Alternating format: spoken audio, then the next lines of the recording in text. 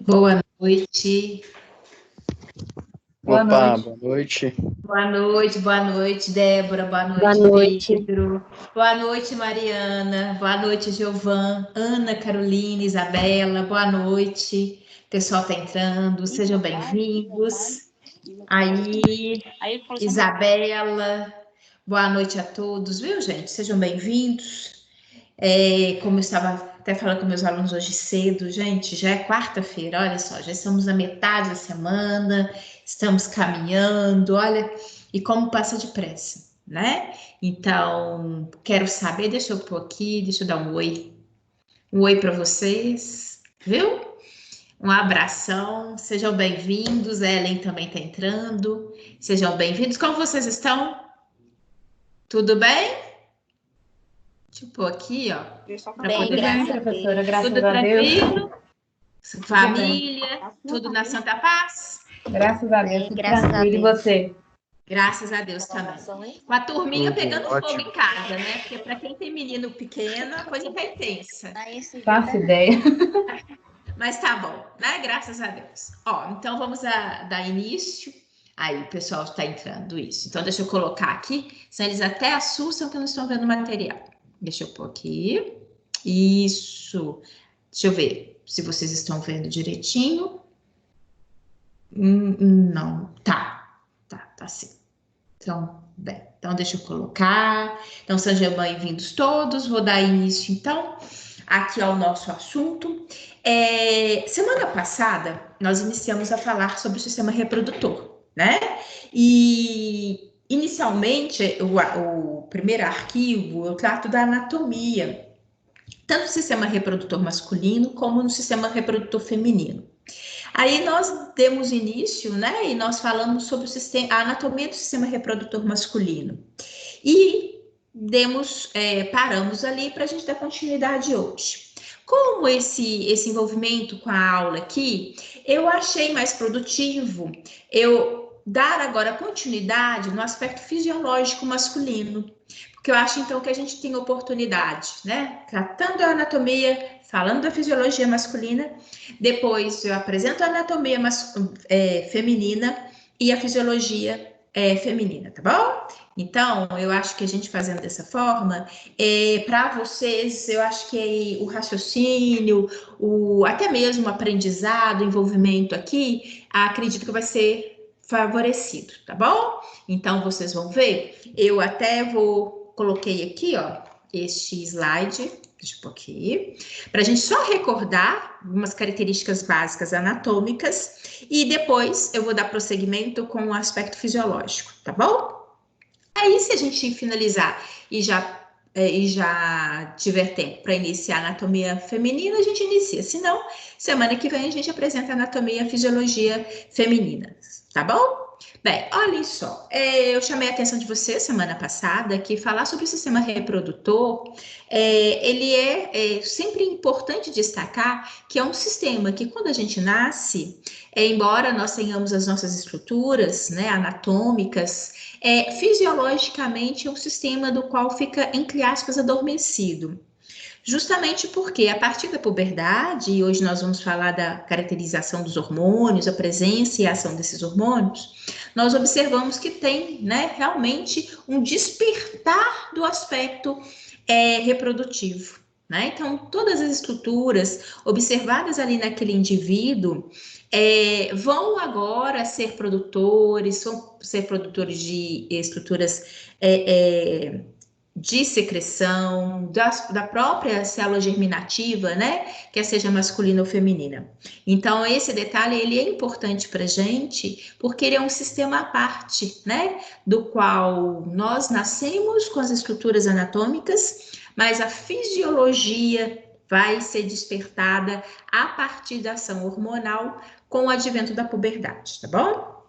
Bem, nós destacamos, eu apresentei vocês aqui, a anatomia masculina, né? Essa é uma região pélvica, do qual nós observamos a estrutura da bexiga, né? E logo após a bexiga, nós temos essa estrutura aqui, glandular, que é a próstata. tá? Há uma glândula única, localizada, então, logo após a bexiga, e ela, vocês vão ver, ela tem um papel importante, porque ela é produtora de um material de secreção, até mesmo com aspecto leitoso, que vocês vão ver. Ele ajuda na formação ali do sêmen, né? Que vai colaborar com a passagem dos espermatozoides ao longo do canal da uretra. Bem, ainda compondo aspectos glandulares, os indivíduos do sexo masculino apresentam a vesícula seminal, que eu apresentei você semana passada, é uma estrutura vesicular dupla, né? Ela é observada uma de cada lado posteriormente, ou seja, vista posterior da bexiga. Aqui nós estamos vendo apenas uma, porque essa imagem é uma imagem vista, né, mediana, hoje, onde houve uma secção, né, e nós estamos observando uma região pélvica. Então, nós estamos observando apenas uma estrutura em função do tipo de corte, tá? Existe também uma terceira e última estrutura glandular, que é a glândula bulbo-uretral, que é essa bonitinha aqui, pequenininha, bem significativa, porque até chama a atenção do aluno que ela parece, né, ela nos remete a uma pérola. É uma estrutura também, como eu falei com vocês, glandular, vai lançar o seu material, né, justamente nesse ambiente do canal da uretra.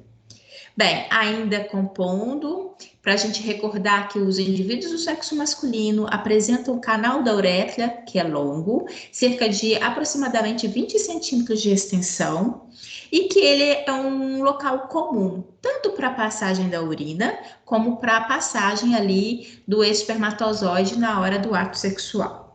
Em função disso, já dá para a gente imaginar a necessidade, né, de se fazer uma limpeza prévia, para que realmente essas células que sejam tão importantes, com um objetivo tão significativo, né, afinal de contas é a perpetuação da espécie, que tem como grande objetivo durante o ato sexual. Então, consequentemente, esse ambiente precisa de ser preparado para a passagem para essas células, né? Bem, os indivíduos do sexo masculino apresentam como estruturas anatômicas externas a estrutura peniana e a bolsa ou saco escrotal, sendo que o pênis ele é composto pelo corpo esponjoso, que é essa região aqui central e única, né? E pelos corpos cavernosos que circundam o corpo esponjoso. Tá? Chamei a atenção de vocês semana passada para a intensa vascularização que é observada nessa região. E, inclusive, né, da importância, porque a vascularização ela traz, obviamente, não só todo o constituinte de nutrientes e oxigênio para esse ambiente, mas também essa vascularização ela tem um papel importante durante a excitação masculina, com a ereção da estrutura peniana, tá?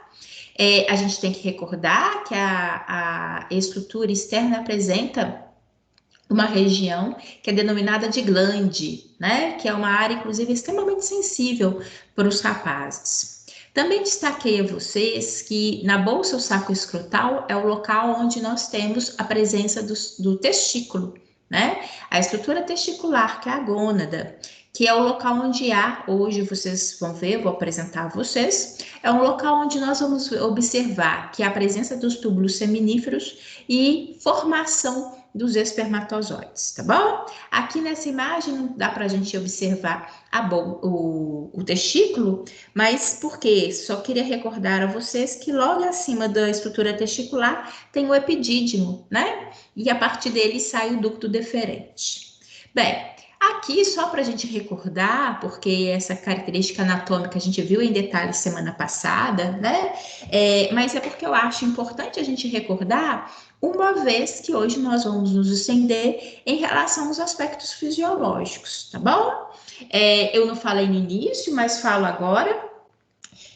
Fiquem à vontade, tá? Para poder participar, para poder perguntar. Vários entraram agora. Boa noite, gente, sejam bem-vindos. Então, fiquem à vontade para interferir, para fazer perguntas, para poder participar, tá certo? Bem, então, diante disso, hoje eu vou mostrar a vocês Como que ocorre, né? Todo esse processo de alteração que ocorre nos rapazes principalmente a partir da puberdade. Porque aí, assim, todo o aspecto fisiológico vai ter esse início, né, a produção, inclusive, da célula reprodutiva, e aí nós temos, de fato, o processo que nós denominamos de espermatogênese, tá? Porque ele é importante, porque nós vamos ver que os meninos, ao nascer, eles já nascem com as células ali iniciais que vão dar origem no futuro ao espermatozoide. Nós vamos ver que são as espermatogônias, tá? Mas elas vão ficar ali quietinhas, entre aspas, adormecidas, né? Para que elas possam, a partir do momento de ação hormonal, elas começam a entrar num processo de diferenciação, tá certo? Bem, isso daqui é muito importante, porque logo com a produção dos espermatozoides, os rapazes terão agora que desempenhar o ato sexual, que é com a participação, né, das estruturas masculinas para possibilitar a penetração e, consequentemente, ali com a ejaculação, a liberação da célula reprodutiva masculina, tá? Para poder facilitar a fertilização. Eu sempre falo com os meus alunos que é importante a gente perceber que não é fácil não, viu? O processo de fertilização tem várias dificuldades, vários detalhes que precisam ser cumpridos para que, de fato, haja fertilização e ali a formação de um novo ser. E imagina, né? Já somos tantos bilhões no mundo inteiro, já pensaram se fosse fácil? Né? Então, ao mesmo tempo, é tão difícil e temos uma quantidade tão grande de indivíduos no mundo, né? Sempre mexo com os alunos que, de fato, crescer e multiplicar-vos é algo que o ser humano cumpre bastante à risca. É importante, né, que todos esses aspectos que nós vamos verificar, desde a formação dos espermatozoides, até mesmo o próprio desempenho do ato sexual masculino, sempre tem envolvimento hormonal, né? É regido por ações hormonais, dos quais colaboram, né, para que o indivíduo possa realmente desempenhar esse papel e, consequentemente, ali garantir a perpetuação da espécie. Como eu falei com vocês, o menino tem, desde o seu processo embrionário, a formação de células que lá no futuro bem distante, né, vai dar origem aos espermatozoides. Essas células iniciais produzidas na fase embrionária são denominadas espermatogônias e são com elas que o menino vai nascer. Tá? Nós vamos perceber que o local de formação e que essas espermatogônias vão ficar, né, por esse tempo, é no ambiente testicular, mais precisamente nessa regiãozinha que a gente denomina de túbulo seminífero. Mas daqui a pouco eu vou mostrar a vocês onde que é esse ambiente, tá? O fato é que, como eu falei com você semana passada, essas estruturas testiculares, elas são, a princípio, são localizadas na região abdominal do bebê em desenvolvimento e posteriormente é que ele vai para a bolsa ou saco escrotal. Eu vou chamar a atenção disso para vocês mais adiante. Como eu falei, né? É aqui, a partir do momento que a gente olhem só essas carinhas de abençoados, né? Eu falo isso porque eu tô agora com um. O meu tá, inclusive, mais rapazinho ainda do que esses meninos. E são, né? O entusiasmo é uma maravilha. É quando, de fato, ali com a puberdade, a gente começa a verificar, e eu chamo a atenção de vocês, que normalmente esse despertar para os meninos é por volta dos 13 anos de idade, tá? Onde aí a gente começa realmente a ter a ação hormonal e essas bênçãos, né? Começam a deixar de ter todo aquele aspecto de menininho e passam aí a ter aspectos agora rapazinho, interferência da voz, né? Presença de pelos, desenvolvimento da região pubiana, enfim. começam a ter um despertar, né? E esse sorrisinho maroto aqui, ó, que, como eu falo com vocês, eu preciso de muita terapia para poder acompanhar isso aqui, desse desenvolvimento dos meus meninos, particularmente agora do Gabriel, né? Nunca esteve tão próximo esse despertar aqui para mim do que eu tenho vivenciado ultimamente. Não é fácil não, viu, gente? A gente fica num ciúminho danado, vai fazer o quê? Faz parte. O fato é que quando eu falei com vocês que a produção dos espermatozoides, né, aquela transformação a partir das espermatogônias até a formação da célula, né, final que é o espermatozoide, eu disse que ocorre no túbulo seminífero, né? E que esse local precisamente é observado dentro da estrutura testicular. Olhem só para a gente recordar, semana passada eu apresentei a vocês um desenho esquemático que apresentava isso. Mas é porque é lógico, quando a gente apresenta a função e dá uma nomenclatura e explica a espermatogênese, é lógico que vocês começam a observar o ambiente com outros olhos, né? Então vamos só recordar aqui. Eu tenho a estrutura testicular. Lembrando que os meninos apresentam dois testículos, né? Um localizado em cada lado da região da bolsa ou saco escrotal. E se a gente observar, olhem só, aqui nós temos o que nós denominamos de lóbulos, né? E aqui internamente, o autor até está querendo nos remeter justamente a isso. Aqui internamente, nós temos um enovelar de estruturas que são os túbulos seminíferos. Então, ele está aqui, é como se ele estivesse puxando para a gente observar, tá? Essa estrutura do túbulo seminífero, ele está se estendendo, e para a gente observar que internamente a essa estrutura de túbulo seminífero, é que nós teremos uma grande quantidade de células que estão em diferentes fases de diferenciação, tá? E que no final nós temos a produção e a formação desses espermatozoides. Eu vou mostrar para vocês depois por que a gente chama tanta atenção que o espermatozoide é a fase final. Porque o espermatozoide é uma aparência bem clássica, né? É a única célula do corpo humano que é flagelada. E para vocês terem uma ideia, eles têm origem a partir de células que têm um aspecto circular, né? Ou seja, aspectos bem semelhantes àqueles que nós normalmente, né, temos o hábito de verificar em outros ambientes. Então, existe uma grande transformação entre aquela célula que é espermatogônia, como eu falei com vocês inicialmente, até que chegue, né, de fato, a esta célula flagelada, tá? E com um aspecto morfológico bastante distinto, né? Eu vou mostrar para vocês, região de cabeça, peça intermediária e flagelo, que é algo bastante bem específico, né? Não sendo observado em nenhum outro tipo do corpo humano. Olhem só que bonito. Esse daqui é um corte histológico, todos os dois, né? Só que o que faz a diferenciação aqui é que nessa imagem é uma imagem em maior aumento dessa região daqui, tá? Mas olhem só que bonito. Eu tenho aqui um corte histológico da região testicular. Cada ambiente desse daqui, ó, é o túbulo seminífero, tá? Bem, e aqui, ó, maior tamanho, dá para vocês perceberem, cheio desses pontinhos, né? Mas um vermelho mais intenso, são os núcleos das células, tá? Então, são justamente as células que vão dar origem aos espermatozoides. E olhem, né? Em termos de como é a grande quantidade desses túbulos seminíferos, né? Dispersos ao longo da estrutura testicular.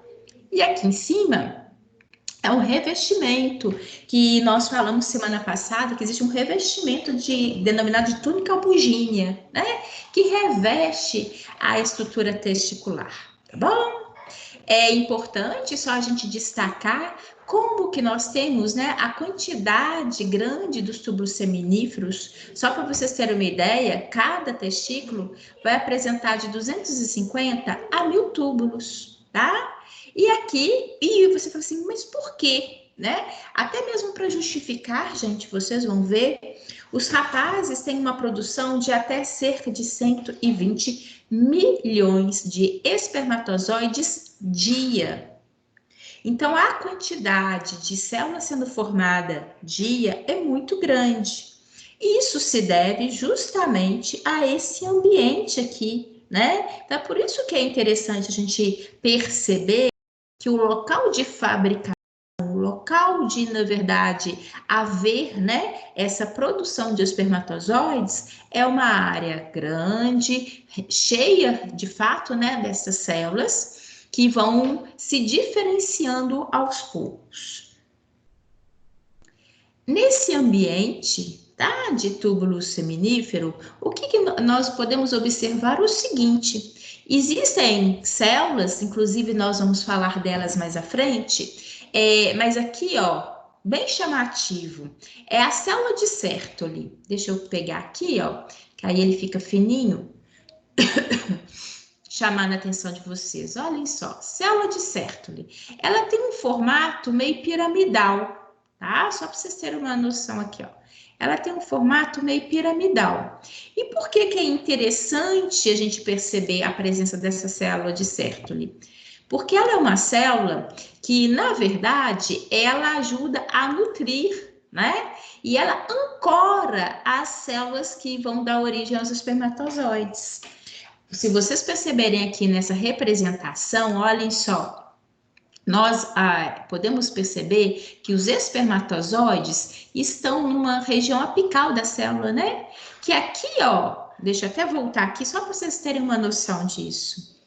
Esse espermatozoide, inclusive esse ambientezinho, não sei se vocês percebem que tem um ambientezinho aqui central com umas linhazinhas, esse aqui é o espermatozoide, tá? E aqui, se me engano, tem uma imagem maior. Deixa eu ver. Ah, não, pus não. Mas esses espermatozoides ficam aqui, ó, nessa luz desse ambiente. E Professor. essa... Oi, pode falar? Quem é? Adilson, boa noite. Oi, desculpa Adilson, te interromper. boa noite. Que isso? Pode perguntar. É uma dúvida. Eu vi um vídeo postado lá no portal, lá, né, no Ava lá pela senhora, e eu achei bem interessante que os batimentos do coração são responsáveis também pela produção de espermatozoides também. A senhora pode me confirmar? Eu acho que foi um vídeo postado lá que eu assisti, eu achei bem interessante. Aí o cara fala que a cada batimento do coração ajuda no estímulo na produção dos espermatozoides também, que são milhares. Eu tenho que ver recordar esse vídeo em específico, não que ele seja responsável, acho que ele provavelmente ele deva ter feito. Primeiro, a frequência cardíaca ela colabora para maior produção, para o fluxo sanguíneo, né? Sim. Consequentemente, em relação à oferta do oxigênio. Eu tenho que ver como que ele colocou lá, mas não que ele necessariamente seja o responsável direto por isso. Mas provavelmente colocando essa associação em que realmente os rapazes têm uma produção intensa e que vem, é como se fosse num ritmo, né? Em Isso. que a cada, que você imaginar, porque nós temos cerca de 70 batimentos por minuto, 70 a 75, ou seja, na frequência em que ao ter, né, o batimento cardíaco, existem ali a liberação, como de fato existe, de milhares de espermatozoides. Mas que, na verdade, essa produção em si, ela é estimulada por outros fatores. Eu tenho que ver como que foi a linguagem que ele colocou lá. Só para assim, não levar a entender que, primeiro, logicamente, né? Se não houver fluxo sanguíneo, realmente não vai ter liberação de nada, porque o indivíduo não sobrevive. Mas a característica de não ter aquela correlação de que seja o único fator direto, né? Eu vou olhar lá direitinho. Você sabe exatamente onde que tá? Que são tantos vídeos que eu coloco. Está na unidade 4, eu acho que está na unidade 4, eu só não lembro se é na seção 3 ou 2, professora. Tá, eu vou dar uma olhada só para ver como que é a linguagem que ele falou, tá? Pode falar, Dilson. Não, era só isso mesmo, porque eu fiquei na dúvida também, eu não sei se eu que entendi errado. Aí eu falei, à noite eu vou tirar essa dúvida com a professora Lucinha. Tá, não, Adilson, eu vou olhar lá para ver como a linguagem que ele falou. É lógico que isso é muito importante, porque isso garante, né, o bom funcionamento do nosso corpo como um todo. E provavelmente também existe essa correlação em termos de acompanhamento, né, que o ritmo é intenso da produção realmente dos espermatozoides. Mas não que esse seja o fator direto e único relacionado. Só eu vou olhar lá e depois eu dou retorno para Sim, vocês, de uma maneira geral, como que ele conseguiu, como que ele colocou, como ele pregou isso lá, tá bom? tá bom. Muito obrigado. Viu? De nada, Dilson. Bem, e aqui, como eu estava falando para vocês, a importância, né, daquelas células de Sertoli, porque elas ancoram as células que estão em processo de diferenciação. Então, isso que acontece, elas são responsáveis por ajudar a nutrir, né, estas células e manter-se viáveis até que elas realmente venham se diferenciar. Olhem aqui, dá para vocês perceberem, né? Porque o autor aqui, ele fez uma representação mais detalhada. Desde aquele primeiro slide, onde eu destaquei a vocês que na estrutura testicular, onde nós temos os lóbulos, se eu puxar aqui esse novelar, eu tenho o túbulo seminífero. Aqui ele mostrando que se a gente der um zoom nesse ambiente e observar, eu tenho justamente o que tem aqui, ó, ele está de cabeça para baixo. O que seria isso daqui, ó? É como se fosse essa regiãozinha aqui de cabeça para baixo lá. Por quê? Por que de cabeça para baixo? Porque aqui os espermatozoides estão para cima. Aqui os espermatozoides estão para baixo, tá? Mas seria uma região daquela ali, mostrando justamente que na fase final eu tenho essas células completamente diferenciadas, tá? E que aqui, inclusive, ele está chamando atenção para algo, né, que eu vou destacar para vocês daqui a pouco, que é o que a gente denomina de fato que é a espermiogênese, ou seja, o processo de diferenciação e formação dos espermatozoides. Eu falei com vocês inicialmente que os meninos, ao nascer, eles nascem com as espermatogônias, que são essas células aqui, circulares, bem mais típicas, com os formatos dos quais nós temos mais, né, observação aí diária. Mas que ela vai precisar, a partir da puberdade, ela começa a se diferenciar, não só no aspecto de formato, porque no final ela vai dar origem a um espermatozoide, mas também o que é principal destaque, que eu chamo a atenção de vocês, é que no processo de formação dos espermatozoides, essas células vão ter divisões celulares, que é pela meiose, coisa que inclusive nós vamos estudar agora lá na CMC, tá? Que é a divisão celular, e que o que acontece? Existe, com esse tipo de divisão celular, a célula passa a ter a metade de número de cromossomos e a metade do DNA da espécie. Por que é necessário que haja metade? Porque porque você, porque cada um de nós somos formados a partir da união de duas células, que é uma, o espermatozoide, com a herança genética que veio dos nossos pais, e com a outra célula, que é o ovócito, que é a herança genética que veio da nossa mãe. Então, como nós somos indivíduos formados pela união de duas células, cada uma dessas células, quer seja o espermatozoide dos nossos pais e o ovócito das nossas mães, tem que ter a metade do número de cromossomos, porque na hora que eles se unem e formam um novo ser, aí esse ser vai ter a quantidade característica da espécie humana, tá? Então, esse processo, ele é fundamental que a gente entenda no sentido de que esta célula não está simplesmente, né, embora seja muito importante, mas não é só uma mudança no formato, é também uma alteração em relação ao material genético, né, que é tão importante. E aqui, né, destacando a vocês, olhem, já aproveitando um pouquinho aqui dessa imagem, reparem como que o espermatozoide é uma célula diferenciada, né? A estrutura celular ela vai ter praticamente um ambiente rico em núcleo, que é onde tem a informação do material genético, né? Uma regiãozinha que é uma peça intermediária, rico em mitocôndrias, que é gerador de energia, e essa unidade de flagelo, tá? Essa unidade flagelar, como eu já falei, mas destaco aqui a vocês, é a única, a presença única, né, de flagelo em seres humanos no espermatozoide. Aqui eu uso esse slide para chamar a atenção de vocês de um fator. Se vocês se recordarem, quando nós estudamos, né, o sistema endócrino lá na morfodigestória endócrina e renal, eu falei assim, gente, não compete à nossa disciplina falar dos hormônios relacionados ao sistema reprodutor. Por quê? Porque na disciplina da e do tegumentar, locomotor e reprodutor, o professor ele tem que falar isso porque está dentro de um contexto fisiológico, né?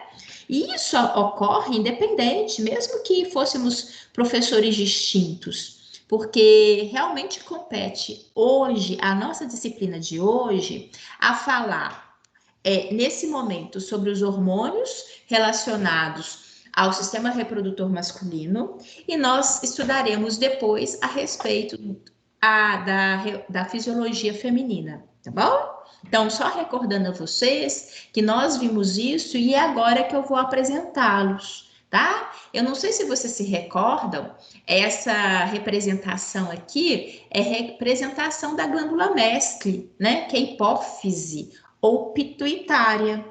Que ela, reparem vocês aqui no desenho, inclusive ele coloca ela com uma coloração dupla também, né? Uma área mais clara e uma área aqui, que no caso está mais escura, que é relacionada ao sistema nervoso.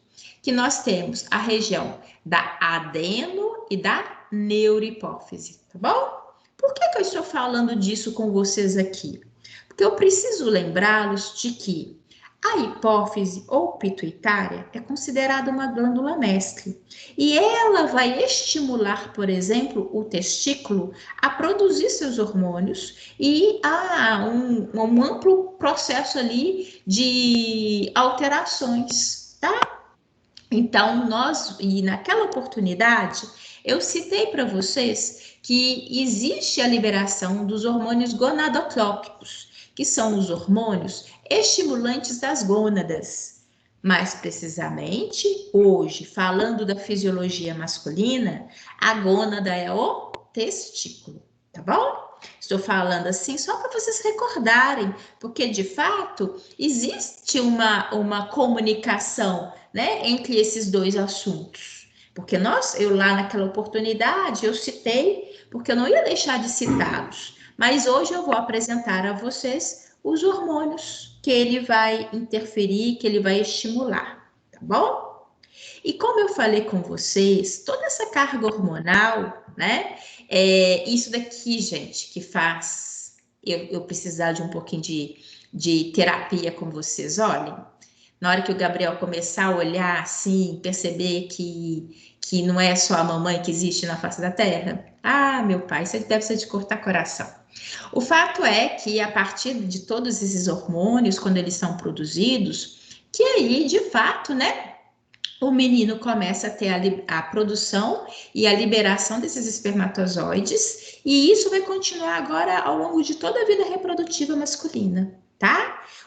Isso é importante destacar porque os meninos começam, né, por volta dos 13 anos de idade, e nós observamos aí, existem senhores com 70 anos, né, que até tem a probabilidade, a possibilidade de fertilizar e ter filhos, né?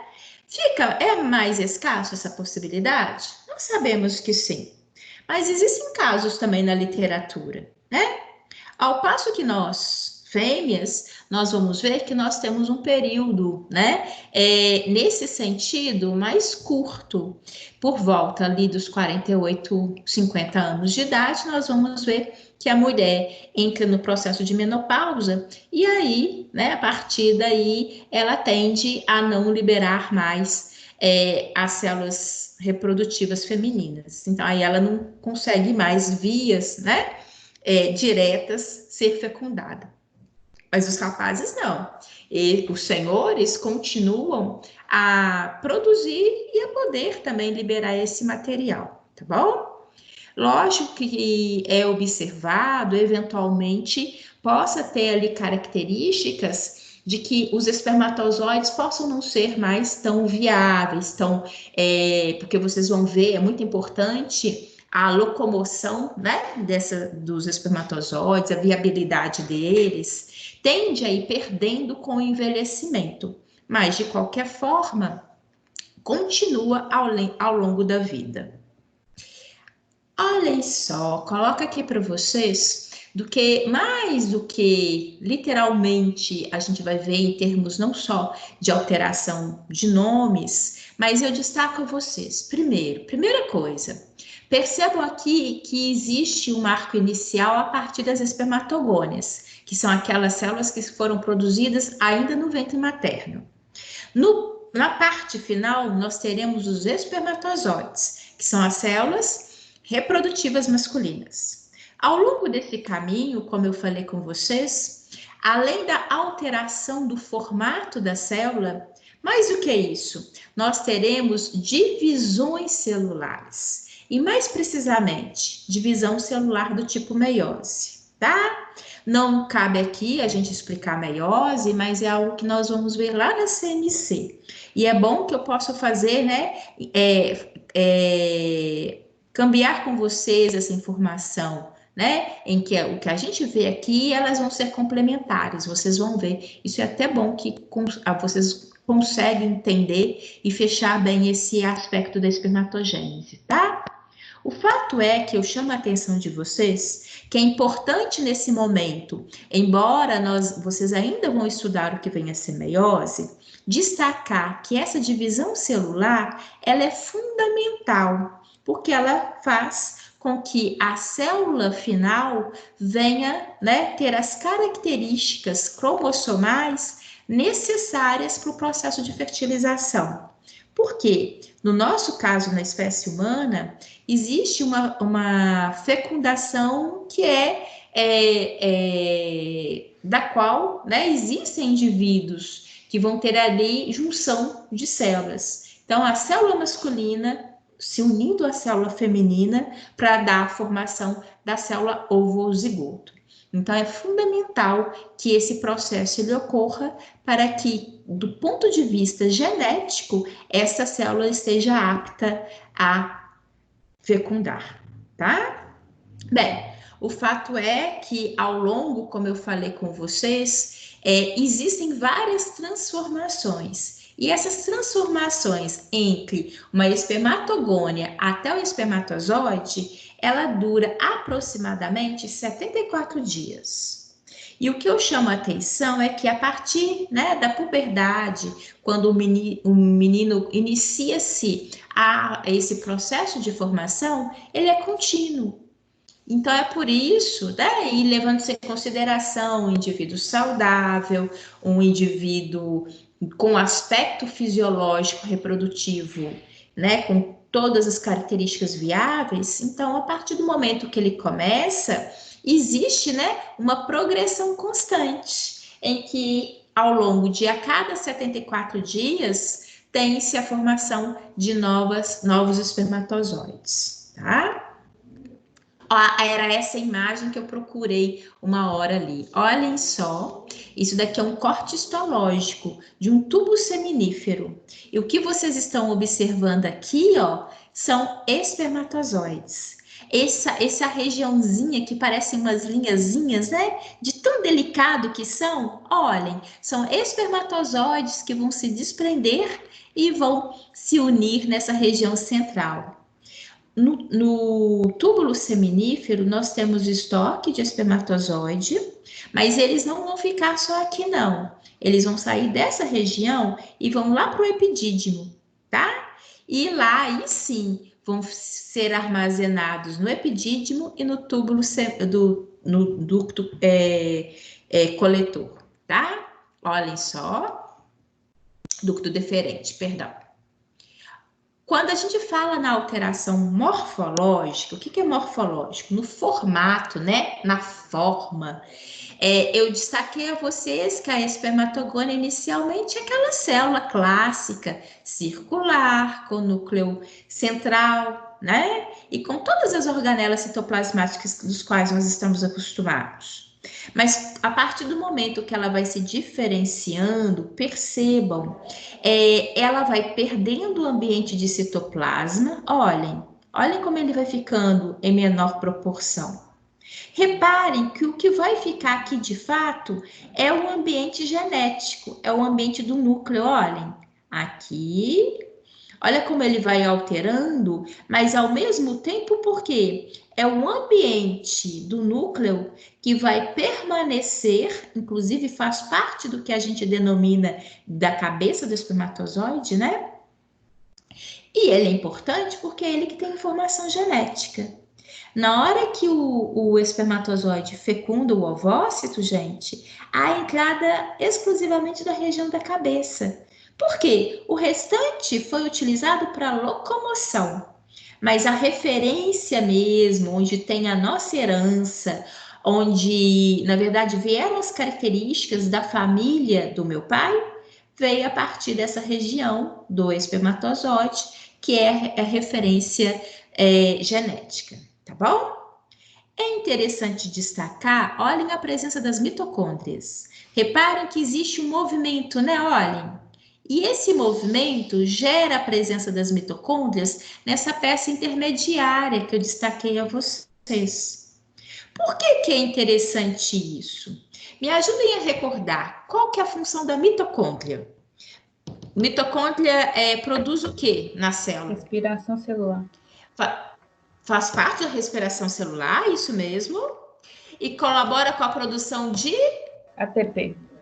Isso, ATP, isso mesmo, que é energia, exatamente isso.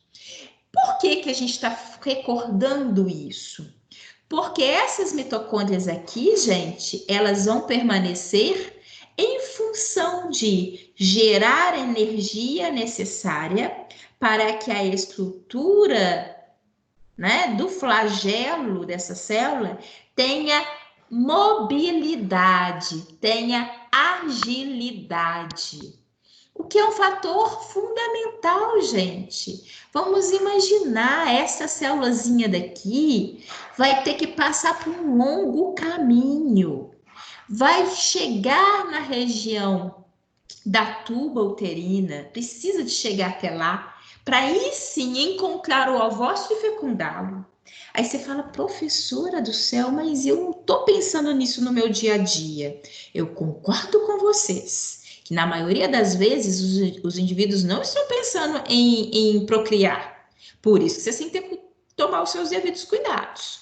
Porque a célulazinha aqui, gente, ela não está pensando nisso não.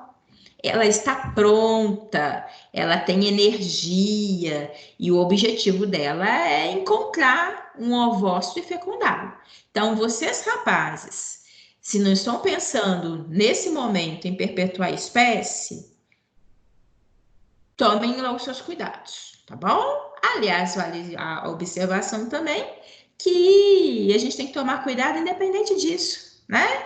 Afinal de contas, aí, sexo seguro é fundamental para evitar também transmissão de doenças, tá bom? Bem, olhem só, eu coloco aqui para vocês, né, que aqui até é bom que essa imagem ela dá um certo movimento à estrutura flagelar, e isso é fundamental porque a maneira, né, como o espermatozoide vai ter de se movimentar é utilizando-se da região do flagelo a partir da energia gerada nessa peça intermediária, tá bom?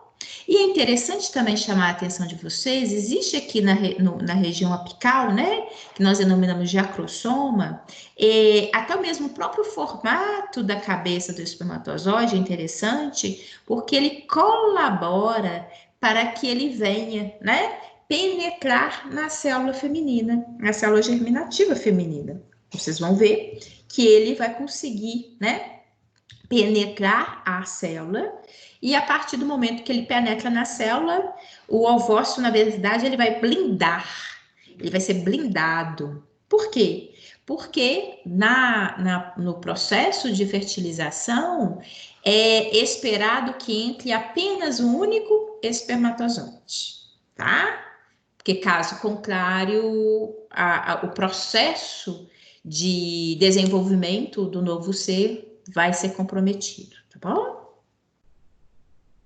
Aqui, a partir do momento que eu vou mostrar para vocês quais os hormônios que vão incidir, eu já chamei a atenção que a hipófise, né, que é aquela glândulazinha mestre, ela vai estimular, né, a liberação dos hormônios presentes, né, aqui testiculares.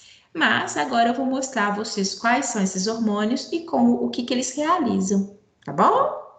Até coloque esse tipo de imagem para o aluno fazer a associação daquilo que é estudado lá no sistema endócrino. Bem, nós vamos ver o seguinte: a hipófise, né, ela vai secretar um hormônio que nós denominamos de hormônio luteizante. O que é esse hormônio luteizante? Né? Ele é importante porque ele vai estimular as células testiculares, mais precisamente uma célula denominada célula de Leydig, a produzir testosterona, a famosa testosterona. Então, o que é? É a hipófise, tá? Que vai secretar o hormônio luteinizante, que é o LH, e esse hormônio vai atuar em células do testículo. E aí, agindo nessas células testiculares, elas vão produzir testosterona. Mais adiante eu vou destacar a vocês o papel da testosterona, mas eu nem preciso apresentá-lo. Eu tenho certeza que vocês, né, já sabem tanto as características secundárias dos meninos deva ser a testosterona. O que são características secundárias? A voz, a maior proporção de pelos, né? Então, são características que são bem particulares aos meninos. Então, isso que nós denominamos características secundárias, tá? As primárias seriam aquela distinção ali da parte reprodutiva, né? Presença de testículo, presença da estrutura peniana. Agora, esses caracteres secundários vêm esse conjunto de pelos, de massa muscular, de voz, tá? Bem, aí o que a gente percebe da testosterona, né? A testosterona, por sua vez, ela vai estimular as células de Sertoli. Lembram das células de Sertoli? Que são essas célulazinhas aqui, ó. Ó, vou voltar porque vale a pena só para vocês verificarem a elas aqui. A testosterona vai atuar nas células de Sertoli, fazendo com que, na verdade, elas venham a ter aquele desenvolvimento, né, aquele processo de diferenciação das células com a produção do espermatozoide. Então, reparem vocês que é uma cadeia, tá? É uma cadeia hormonal. E aqui, inclusive, o hormônio luteinizante, ele vai atuar nas células de Leydig, que é observada nesse ambiente testicular. Elas secretam testosterona, que por sua vez atuam nas células de Sertoli, juntamente, inclusive, com o FSH. FSH é o hormônio folículo estimulante. Então, no conjunto da obra, folículo estimulante e testosterona vão atuar estimulando aquela diferenciação e o processo de espermatogênese, né, que nós falamos anteriormente. E aí, eu terei no final o quê? Os espermatozoides. Eu não, né, os rapazes. Então, o que nós temos? É uma graduação, onde nós temos produção hormonal, tudo, inclusive, iniciou-se lá a partir da hipófise, com a liberação do hormônio luteinizante, e aí você tem uma cascata hormonal. Chama a atenção de vocês que esses são os hormônios gonadotrópicos. Por quê? Estimulam as gônadas e, mais precisamente, a gônada masculina, que é o testículo, tá? Aqui, quando eu falo do hormônio folículo estimulante, que é esse daqui, ó, hormônio folículo estimulante, que ele, na verdade, vai estimular o processo de espermatogênese, como eu falei com vocês, tá bom? Aqui é a mesma coisa, porque é uma outra representação onde eles colocam a hipófise, chamando, né, para esse ciclo de liberação hormonal. O fato é, gente, que isso é constante. A partir do momento que o menino, né, o organismo do menino, entre aspas, acorda, onde esses hormônios começam a ser produzidos, pronto, eu tenho a partir de agora uma sequência de alterações, tanto a nível testicular, com a produção dos espermatozoides, como também a nível corporal. Inclusive, nós temos a participação do hormônio do crescimento também, que vai atuar juntamente à estrutura testicular, mas também interfere também na própria estrutura óssea, promovendo o crescimento do indivíduo. A gente sabe que no período da puberdade existe o que a gente denomina de estirão, né? É quando, numa fração relativamente muito curta de tempo, a criança, né? Ela deixa o indivíduo deixa aquele tamanho, aquele, né? Relativamente pequeno, bem infantil, e você de repente vê um indivíduo grande, né? Como eu tenho aqui em casa, está maior do que a mãe, e é relativamente rápido, porque está dentro desse processo hormonal com a liberação do hormônio do crescimento, que atua não só a nível específico testicular, né, incidindo também sobre essas interferências hormonais que ocorrem lá, como também no crescimento ósseo, tá? E também muscular. Eu comentei com vocês, e vocês vão ver, faz parte aqui de hoje, quando eu apresentei musculatura, tecido muscular estriado esquelético para vocês. Eu chamei a atenção de que os rapazes, eles tendem a ter uma massa muscular mais avantajada do que nós fêmeas, por uma característica hormonal. É justamente isso aqui, o que faz o diferenciar muito, né? Juntamente com a testosterona, faz com que os rapazes também a partir da puberdade tenham, né, uma massa muscular mais avantajada. É importante que seja a partir da puberdade, porque quando eu observo assim, imagine duas crianças, eu não tenho essa distinção muscular, né? Isso vai acontecer em função dessas alterações hormonais, tá? Olha que foto bonita. Isso aqui é uma foto, é um túbulo seminífero, tá? Essa estrutura é um túbulo seminífero e a gente tem aqui vários outros. E essa região central são os espermatozoides, células extremamente finas e delicadas. Olha a estrutura flagelar que está aqui, tá? Por que eu colocando isso aqui?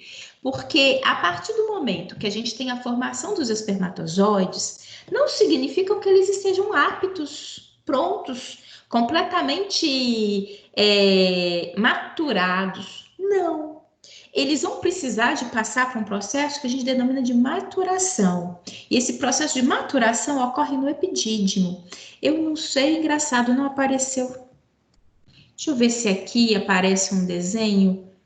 Aqui. Porque até então, né, o anterior, quando eu recordei a anatomia, não.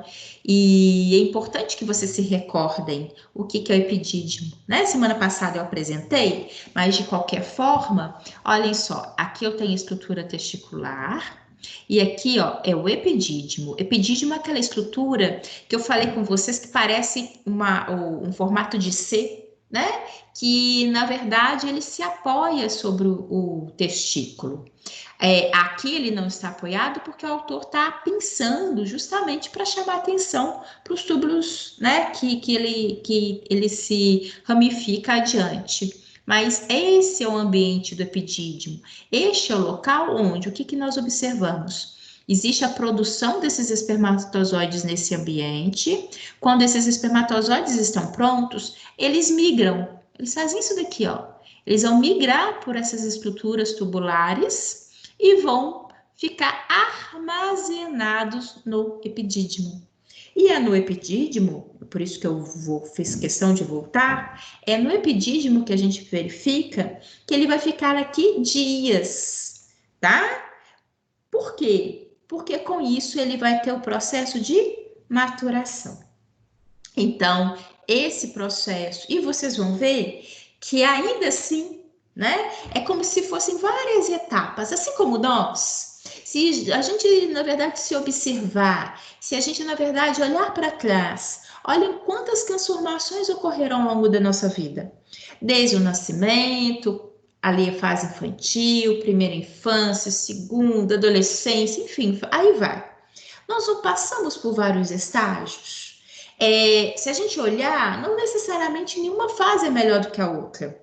Cada fase ela é diferente. Em cada fase eu tenho coisas que eu tenho a aprender. E aqui nos espermatozoides é isso que está acontecendo.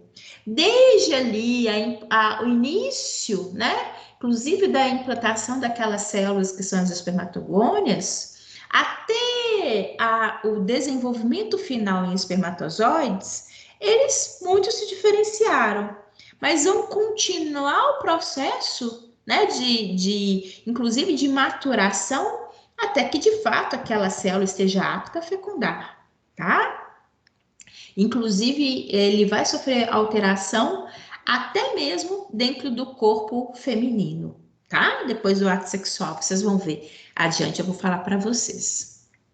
E uma das características que faz com que ele, né, ele vá melhorando, com que ele vá tendo esse processo de maturação, é porque tão logo ele é formado, ele não tem a capacidade de mobilidade.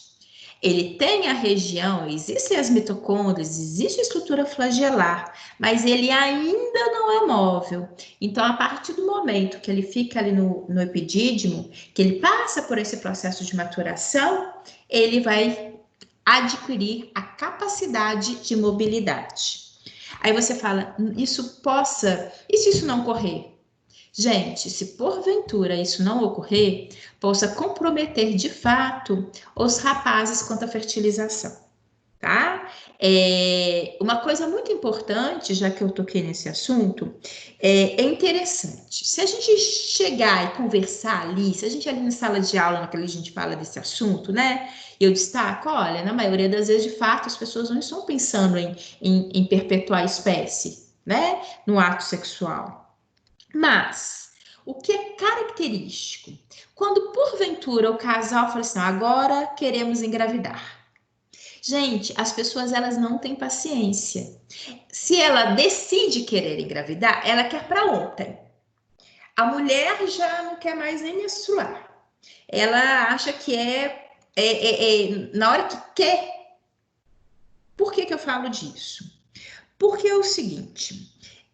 nós, eventualmente, só vamos saber que temos alguma dificuldade para fertilização na hora que você e seu parceiro decidem engravidar. Até então, nossa, meu pai, não, ainda bem, não, a gente, na hora do entusiasmo, não se cuidou, teve ato sexual e ainda bem, a menstruação dela veio. Aí você acha que foi sorte, né? Ai, meu pai, esqueci de tomar o remédio ontem à noite, hoje já passou muito tempo. Nossa, será que eu comprometi, né? Meu ciclo. Nossa, você fica com aquele peso na consciência. Aí as meninas sabem, na hora que vem a menstruação, ai, que alívio, né? O que eu quero mostrar para vocês? Quero mostrar o seguinte, que eventualmente pequenos detalhes possam dificultar a fertilização. Esses detalhes possam ocorrer tanto conosco, fêmeas, como às vezes com os nossos parceiros, né? Com o nosso parceiro, né? Por quê? Essa característica, ela possa eventualmente estar presente tanto em macho quanto em fêmea. Só que a gente só vai perceber que tem alguma coisa de dificultador para a fertilização na hora que a gente de fato quer. Porque até então, tudo ocorreu porque, porventura, ou eu achei que sempre a maneira que eu evitei foi muito satisfatória, ou porque eu tive uma baita de uma sorte, porque não era o momento. Mas aí, inclusive, também, só complementando o raciocínio, não é tão fácil assim. A partir do momento que o casal está insistindo e percebe que possa ter algum grau de dificuldade, é muito importante procurar o médico, fazer exames, observar o ciclo, né? Para que possa, de fato, ali identificar o que está acontecendo.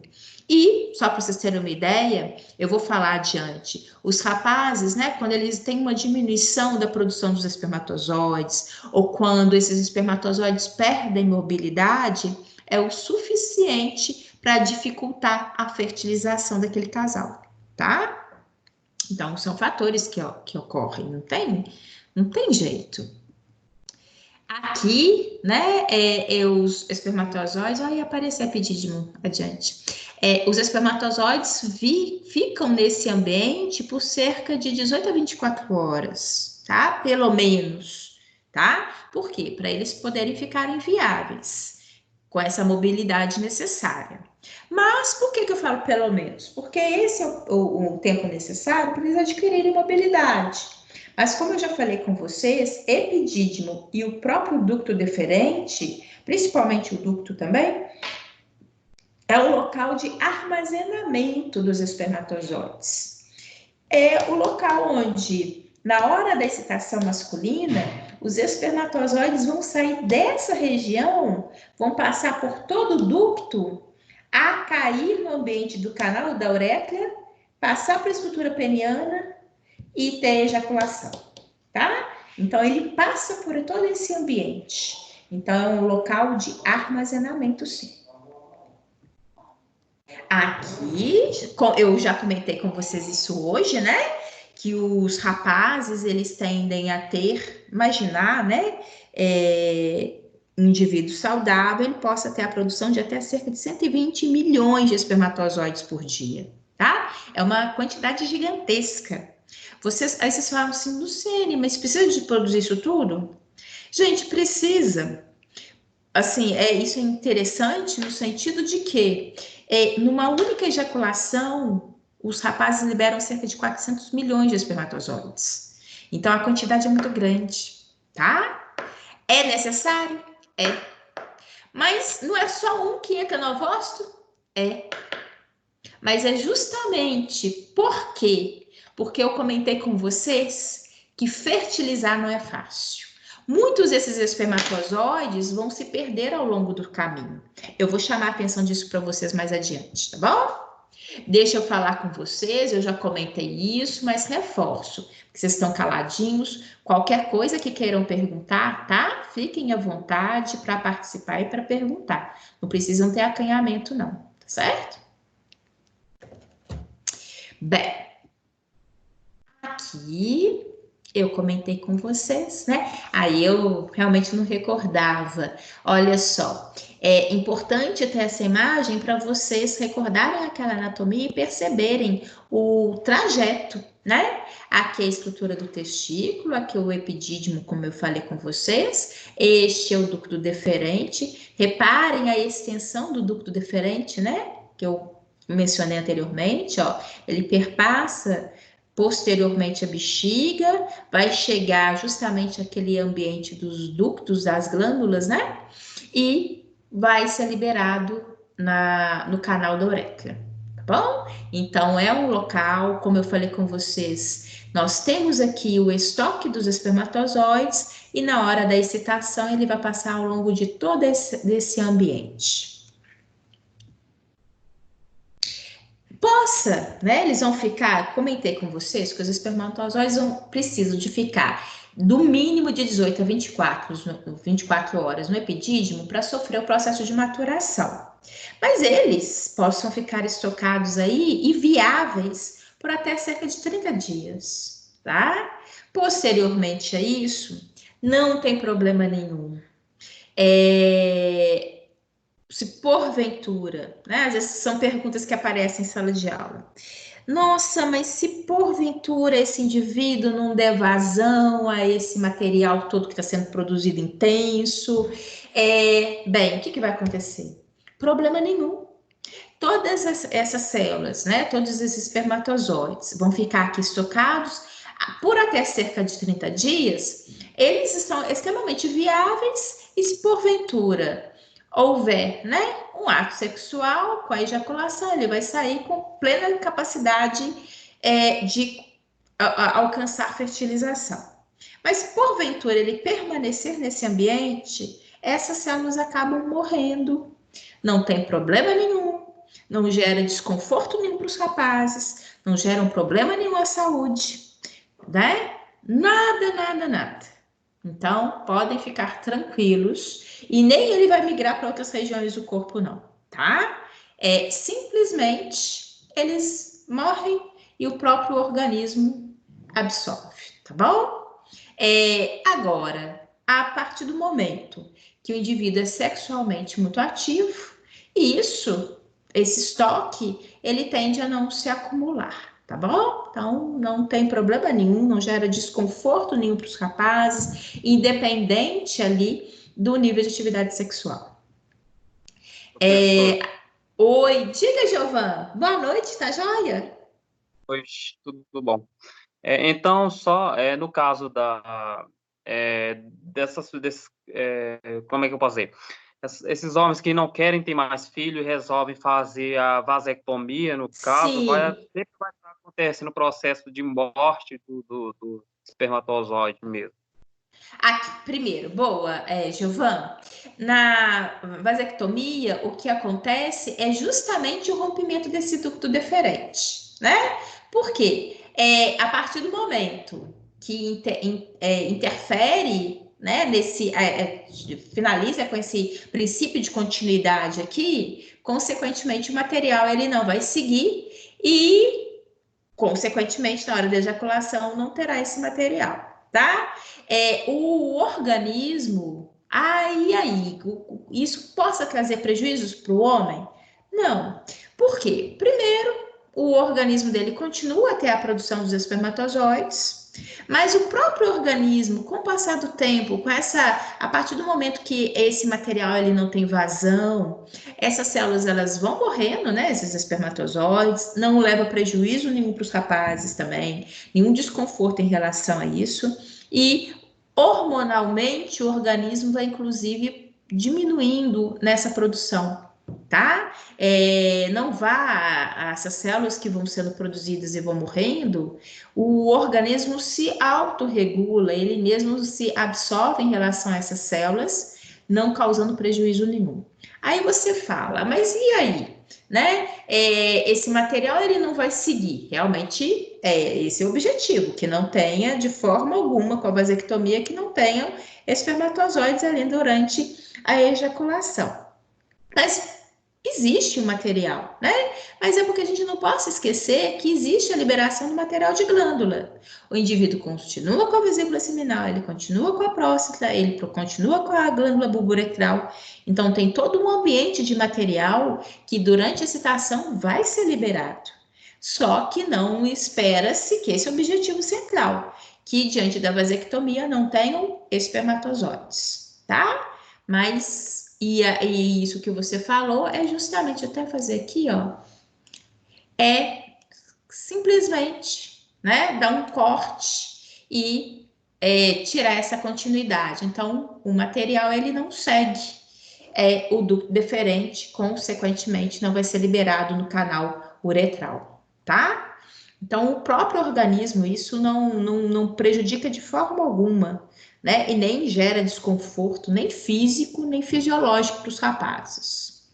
Ok, Giovana? Tá certo, obrigado. De nada. Diga, quem é que quer falar? Pode falar? Pedro, tudo bem? Oi, Pedro. Diga, Pedro. Aproveitando o gancho, né, da pergunta do Giovan, nesse processo de vasectomia, aqui na cidade dos meus pais, existe uma pessoa que fez esse processo, só que virou, assim, o noticiário da cidade. Ele fez o noticiário da cidade, ele fez a cirurgia e conseguiu ter filhos. Mas aí a gente foi perguntar ao meu pai e ele me falou assim, olha, possivelmente é uma grande probabilidade que ele fez o ato sexual, mas não esperou o processo da cirurgia finalizar. Aí eu fiquei meio que nessa dúvida, será que existe mesmo? Então, já entramos no assunto, você poderia tirar essa minha curiosidade. Sim. Existe essa probabilidade mesmo do ser humano fez a cirurgia e achar que no outro dia já pode fazer a prática do sexo? Pedro, a realização da vasectomia, ela tem essa quebra de continuidade, mas ela exige sim, né, que inclusive, para que haja liberação, para que realmente o casal possa ficar totalmente tranquilo, é necessário que esse homem volte ao médico, né, onde fez o procedimento, eles fazem a solicitação do espermatograma, tá? Por que disso? Aí você fala, mas por que se você já retirou esse processo de continuidade? Olha, nós não falamos que o indivíduo, os espermatozoides, eles ficam estocados no epidídimo e no ducto deferente. Então, a estrutura de ducto, ela tem espermatozoide. Os homens produzem milhares de espermatozoides. Então, tem um processo? Tem um processo. Primeiro, tem que ser bem feito, né? Para que não haja nenhuma probabilidade de encontro e de retorno da estrutura. E, logicamente, o ducto, ele apresenta aqui espermatozoides. E é importante que se faça acompanhamento, porque enquanto tiver, na hora ali do espermograma, enquanto tiver presença de espermatozoides, não está liberado, esse homem ele não está liberado a ter prática sexual desprotegido. Ou então que a parceira, né, esteja pela parte dela ali tentando também evitar. Então, é fundamental isso, porque caso contrário, Pedro, possa sim ter ainda, diante da presença desses espermatozoides, esse indivíduo poder liberar material e fecundar. Bem, e logicamente, isso é mais difícil? É mais difícil em virtude de vários pontos, até mesmo pela quantidade que é necessária, né? Mas isso não significa que não seja possível. Então, isso que aconteceu, igual você fala, que isso aconteceu na cidade dos seus pais, mas isso já acontece às vezes, não necessariamente tão frequente, mas já existem outros casos, né? Relatos de indivíduos que fizeram vasectomia e que porventura, né, conseguiram fecundar. Em função disso, é necessário de aguardar para que não é que não possa ter o ato sexual, mas que se realizar o ato sexual, que o casal ali, já que não quer ter filhos, que evite, até que de fato seja completamente, né, liberado com tranquilidade em relação a isso, mas aí é a nível laboratorial. Ninguém, né? Nem o médico, ele vai, porque também, olha só a responsabilidade do médico, falar que a partir de então aquele casal possa ficar absolutamente tranquilo. Né? Então, por isso que eles são, o que ocorre é muito gerado a partir da análise laboratorial, porque ali vai atestar que, de fato, no material, né? O homem vai ser estimulado a ejacular no ambiente laboratorial, recolhe o material, eles vão analisar, né? E não pode ter espermatozoide nenhum ali, tá? Viável. Eventualmente possam até ter espermatozoides mortos em função ali do processo, né? Afinal de contas, chega um ponto que inclusive gera prejuízo àquelas células, elas estejam também perdendo viabilidade, mas nenhum espermatozoide viável ali naquela amostra, tá bom? Isso possa acontecer, sim. E hoje um pouco menos frequente, né? Porque até a técnica ela precisa de ser aprimorada. E as técnicas elas foram aprimoradas ao longo do tempo, né? Não pode também deixar muito próximo, porque não quer dizer que eles retiram, né? Eles fazem uma incisão, mas essas estruturas ficam ali, né?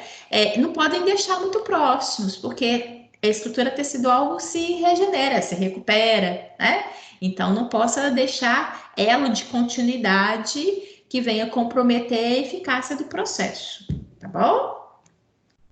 É importante isso, é fundamental. Quando, porventura, o casal não quer realmente ter filhos, né?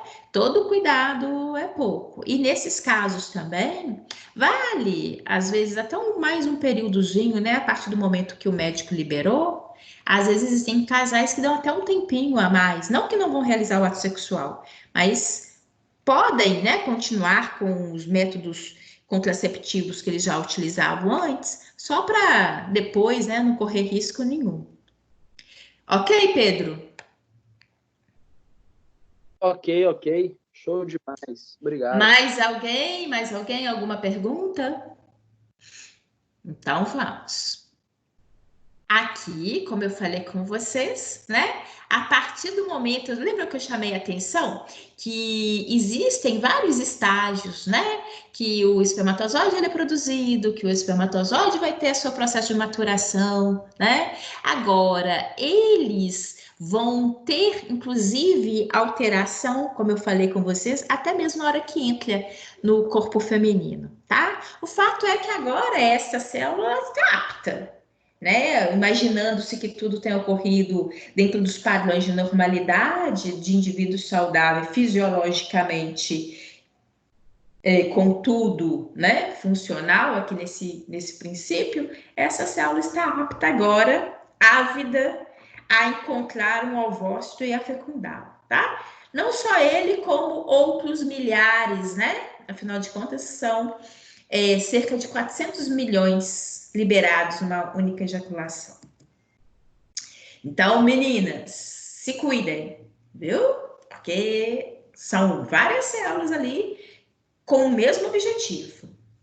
E aqui chama a atenção para a importância daquelas estruturas glandulares que eu falei com vocês. Elas não só existem por existir, elas produzem, né? E aqui, lembra que hoje, na hora que eu recordei a presença da vesícula seminal, chamei a atenção que ela é dupla, né? A próstata é única e a vesícula e a glândula bulboretral são duplas, glândulas duplas. Eu vou, a partir de agora, apresentar a vocês material que é produzido por essas glândulas e que são importantes também nesse processo que vem a colaborar para que o espermatozoide seja devidamente apto, tá? A vesícula seminal, que é essa estruturazinha daqui, né, que aparece sempre aqui ao lado da bexiga nessas imagens, bem, ela vai secretar materiais nutritivos para o espermatozoide, para essa célula, tá? Que são frutose, ácido cítrico, né? E várias outras substâncias nutritivas. Então, elas vão liberar esse material, vai ser misturado a esses milhares de espermatozoides e vão ajudá-los a nutri-los. Aí você fala, é necessário isso? Lógico, toda célula precisa de oxigênio e nutrientes. Os espermatozoides também precisam disso. E é importante porque eles realmente passam por um longo caminho. Então, eles precisam, né, de estar em condições adequadas para garantir a viabilidade, tá? A próstata, eu acho que eu já até mencionei isso para vocês aqui hoje. A próstata é uma estrutura glandular que ela vai secretar um material que vai ajudar a neutralizar o canal da uretra. Então, olhem, só chamando a atenção de vocês aqui, ó, esse detalhe, nós temos aqui em acima a bexiga, aqui é o canal da uretra, que é o canal por onde vai passar o espermatozoide, e nós temos a próstata, né, que ela ladeia esse ambiente. Aqui tá bonito, ó, tá mostrando a glândula vesícula seminal, perdão, a vesícula seminal, e aqui é o ducto, né? O ducto deferente que está chegando. Aí ele chega, desemboca nesse ambientezinho, que é o que a gente denomina de ducto ejaculador, e vai se misturar esse ambiente daqui. Por que que é interessante a gente entender esse caminho? Porque a gente precisa de lembrar que esse ambiente pelo qual o espermatozoide vai passar é um local de passagem de urina. Olhem só, afinal de contas, nós vimos no início, né? É um ambiente único para a passagem da urina dos espermatozoides. Então, é fundamental que haja a liberação de um material, e essa função é da próstata, que venha a neutralizar esse ambiente. Porque os espermatozoides, eles são viáveis em pH considerado neutro ou até um pouquinho alcalino, né? Então, essa acidez, se permanecesse aqui, se não tivesse outra maneira, ele mataria os espermatozoides, ele não viabilizaria a atividade dos espermatozoides. E o que o organismo não quer, né? O organismo, na verdade, quer fazer e deixar com que tudo esteja apto para a passagem dessas células, tá bom? Então, essa substância aqui, ela vai ter citrato, ela vai ter fosfato, ela vai ter cálcio, justamente que vem ajudar a neutralizar esse ambiente para a passagem de tão ilustres células, tá? Ô, professora. Oi, diga, Giovan. Mais uma dúvida. As células quando está no tecido normal, elas recebem os nutrientes através da membrana, né? Então, eu queria saber no caso do espermatozoide, quando elas estão totalmente prontas para poder ser eliminadas. Como eu entendi, eu acredito que ela fica num espaço livre. Como elas recebem esse material nutritivo? Ou então elas recebem antes de chegar à sua fase matura e permanece até o momento que morreu, ou então fecundar? Olha só, interessante sua pergunta. Deixa eu voltar aqui em imagens para te chamar a atenção disso. Peguei a caneta preta aqui. Olha só o que você está falando. Olha, as células, se eu for imaginar qualquer outro tipo celular, nós já vimos que existe transporte, né, de elementos que entram e saem das células. Isso ocorre a nível de membrana, né? Você comentou, tá certíssimo. Aí você falou assim, mas agora o espermatozoide está ali pronto. Como que essas substâncias nutritivas, como que elas podem colaborar com essa célula? É importante a gente imaginar, Giovan, que aquela substância nutritiva, o fosfato, tudo isso que nós estamos falando, ele vai ser lançado e esse material vai ser misturado aos espermatozoides. Então, inclusive, ele vai formar aquele sêmen, né? Que é aquele material, aquela mistura. E aí, existe aqui esse ambiente externo, igual você falou, a estrutura celular, a membrana plasmática, né? Esse envoltório externo. E isso daqui está tudo envolvido. Então, não existe ali, na hora que esse material ele é lançado e aí ele vai se envolver. Vai ter a mistura daqueles elementos, né? Do cálcio, do fosfato, do ácido cítrico, da frutose, enfim, todo esse material, quer seja para nutrir, ou quer seja até mesmo para ajudar a neutralizar o ambiente pelo qual vai passar o espermatozoide, se torna tudo aqui uma grande mistura. Então, ele acaba, né, nesse caso, a constituinte nutritivo consegue penetrar através da membrana e atingir a nível celular. Foi isso que você perguntou, não foi, Giovan? Ah, sim. Agora eu entendi agora porque eu realmente fiquei com dúvida como era que acontecia, mas realmente ele está envolvido todo esse conteúdo aí, né? Exatamente, tá bom? É isso mesmo, mas boa pergunta, é isso mesmo. Deixa eu ver aqui. Isso, tá? De nada. Aqui, ó, só para você perceber, esse material nutritivo vai ser liberado por essa vesícula aqui. Ela vai liberar o material. E o espermatozoide está chegando por aqui. Ó, chegando por aqui. Então, eles se encontram, eles se misturam, tá? Além, lógico, da próstata também lançar seu material aqui nesse ambiente. Então, isso tudo é envolvido. Esse material ele não vai ficar separado, uma parte nutritiva, uma parte de neutralização, uma parte do espermatozoide, não. É todo um material só, né, que vai constituir e vai seguir adiante. E uma coisa também questionável. Ah, Luciene, se ele vai ser envolvido assim, eu posso vir a ter perda? Inclusive, alguns espermatozoides podem morrer? Sim. É justamente, gente, por causa dessas perdas, porque eventualmente os primeiros a passarem possam ainda se envolver num ambiente ácido. É por isso que é necessário milhares, porque haverão perdas. Terão espermatozoides que vão se perder por N motivos. Nem todos vão ser necessariamente células, né, tão saudáveis assim, algumas possam, até no próprio processo de maturação, não passar pelo processo adequadamente, não estarem necessariamente tão móveis assim. Existem aquelas que eventualmente vão se deparar com um ambiente mais ácido, que são aquele primeiro montante celular, possam também morrer. Enfim, existem perdas. E é exatamente por isso, porque senão seria muito contraditório.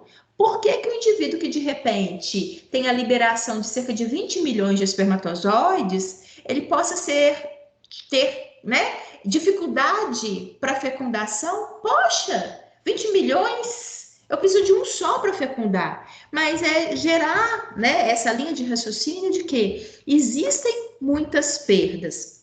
Haverão situações que eventualmente vão fazer com que alguns espermatozoides não venham ser viáveis. Mas, no final, né, são tantos milhares que, se a gente observar todos esses princípios, no final, a tendência é que a gente venha ter pelo menos um, né, que vai conseguir chegar bem, adequadamente ao ambiente e fecundar adequadamente a fêmea. Aí isso aqui não quer pagar de jeito nenhum. Bem, aqui, como eu falei com vocês, né, o espermatozoide, ele atua em ambiente de pH neutro ou ligeiramente alcalino, né? O que é alcalino? Um pH com claro de ácido, né? Um pH mais alto, um pH acima de 7,4. Então, ele, inclusive, não aceita extremos, não. Ou é um ambiente neutro, ou é um pouquinho alcalino, tá? Agora, ambiente ácido é nocivo à atividade, à funcionalidade dos espermatozoides, tá? Isso que a gente tinha falado anteriormente, que aqui eu sempre gosto de deixar registrado para vocês, porque eu sei que acaba servindo como material de suporte para vocês no estudo. Eu comentei com vocês que os espermatozoides vão precisar, inclusive, desse ambiente feminino, né? Em que sentido que eles vão precisar? Olhem só, vou aproveitar aqui em termos de imagem. Reparem a vocês que aqui nessa imagem a gente está observando, seria no ato, né, da penetração, com a ejaculação, a liberação dos milhares de espermatozoides, né? Isso aqui é a região do canal virginal. Isso aqui é o útero, né? E o autor está representando aqui para gente a liberação desses milhares de espermatozoides. Eu falei com vocês que existem muitas perdas, né? Existem perdas ao longo da estrutura, da própria estrutura masculina, né? Que possa ocorrer aqui, perdas em relação aos espermatozoides, que aqui é dentro do ambiente da estrutura corporal masculina, mas existem também perdas ao longo da estrutura feminina. Só para vocês terem uma ideia, a gente vai ver, né, mais adiante, quando a mulher ovula, ela libera um ovócito em apenas um dos lados, né, porque nós temos 2 ovários. Estou aproveitando para explicar por causa aqui da imagem, tá, gente? Então, aqui no caso, a mulher ovulou nessa regiãozinha aqui, que é por isso que o autor está colocando isso para gente. Por que eu estou falando disso?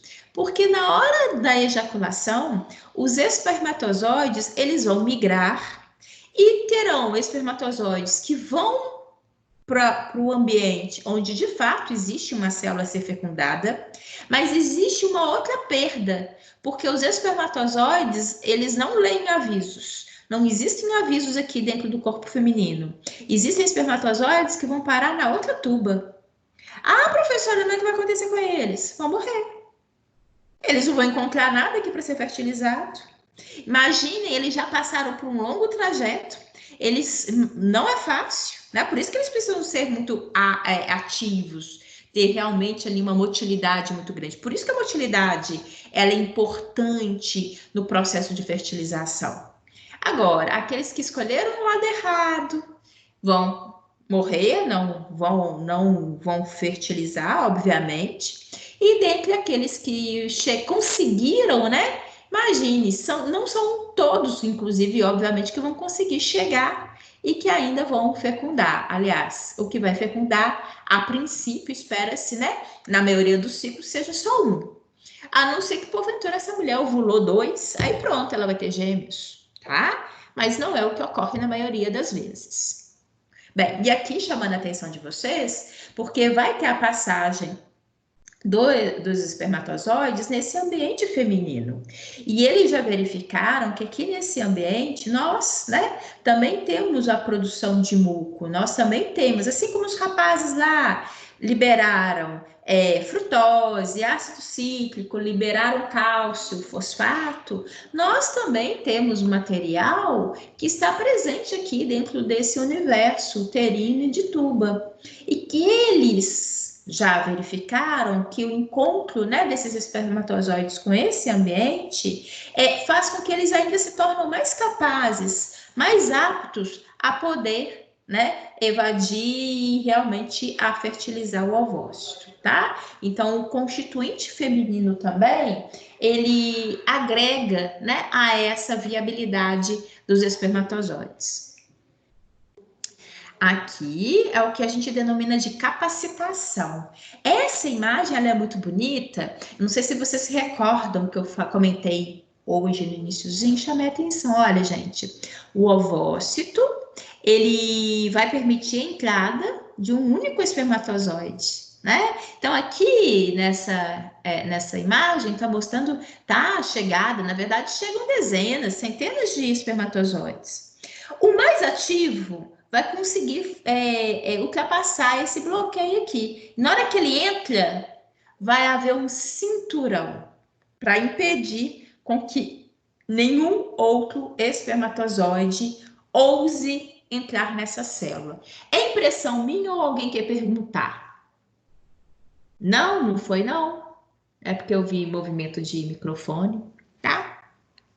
Isso é fundamental, tá? E aqui chamando a atenção de vocês, né? Até dá para a gente perceber aquela estrutura da cabeça, né? Da estrutura intermediária e flagelar, tá? Esse aqui é um ovócito lindo, né?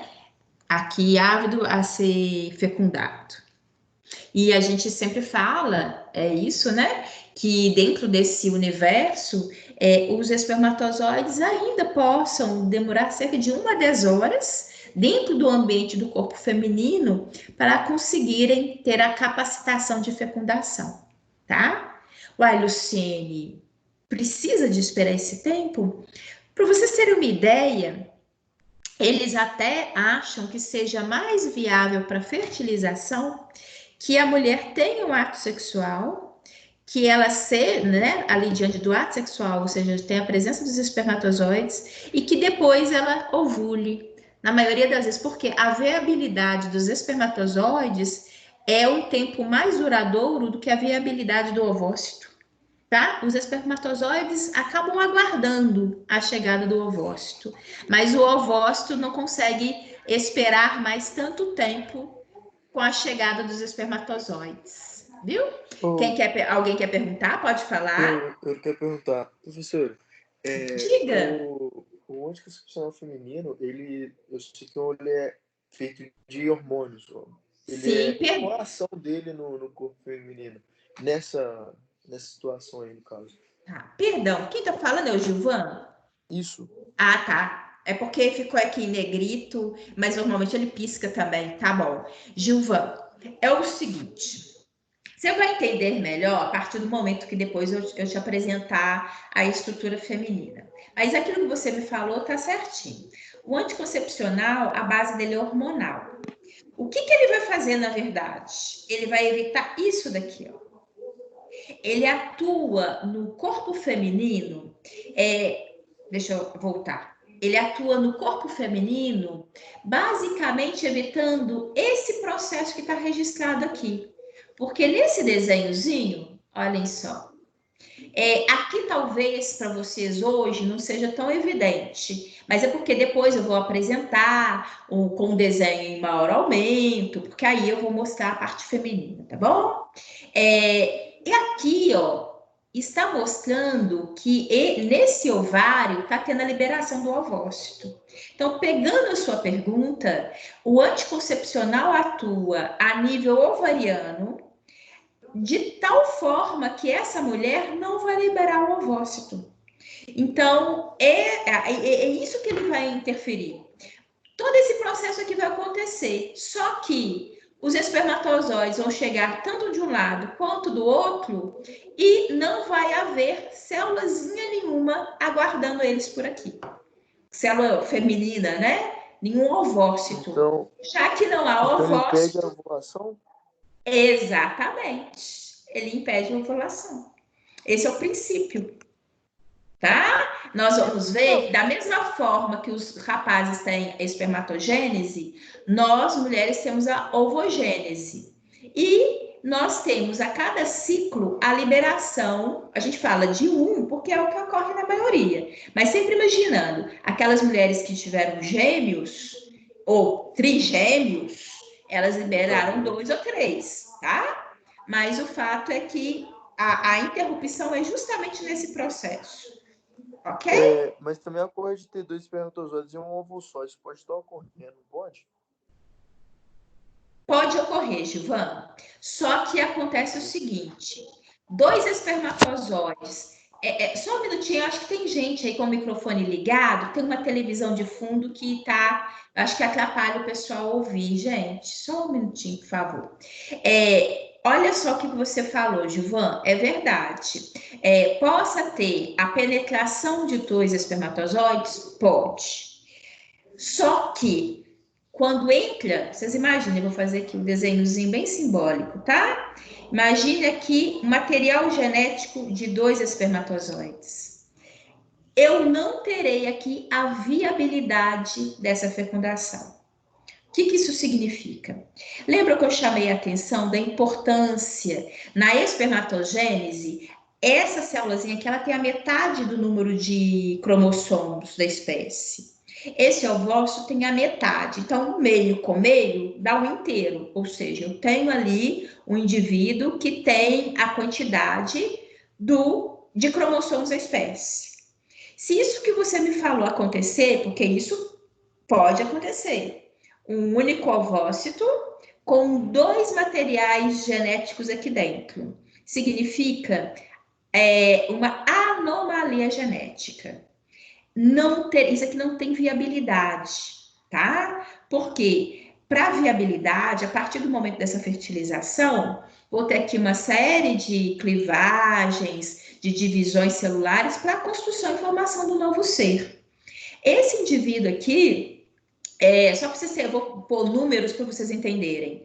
Nós temos 46 cromossomos, a espécie humana possui 46, tá? Que são 23 do pai, 23 da mãe, 46 cromossomos. Esse indivíduo teria 46 mais 23, ou seja, 46 mais 23, ele teria 69 cromossomos. Isso não viabiliza o desenvolvimento humano.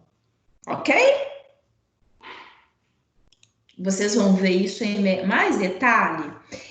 Por exemplo, quando vocês estudarem genética, tá? Aí o professor vai ter oportunidade de mostrar a vocês o quanto que isso, tá? Isso interfere. Só para vocês terem uma noção, existem indivíduos, né, que venham ter um cromossomo a mais, tá? Aí a gente fala 46XX mais 1. Isso já dá uma síndrome. Já às vezes, até a grande maioria caminha para aborto, inclusive, ou o indivíduo, ou se ele nasce, às vezes apresenta síndrome. O que vem a ser isso? Prejuízo à saúde e desenvolvimento dele. Ok? Bem, gente, está na hora do intervalo. Vamos fazer o nosso intervalo e a gente volta já já, tá bom?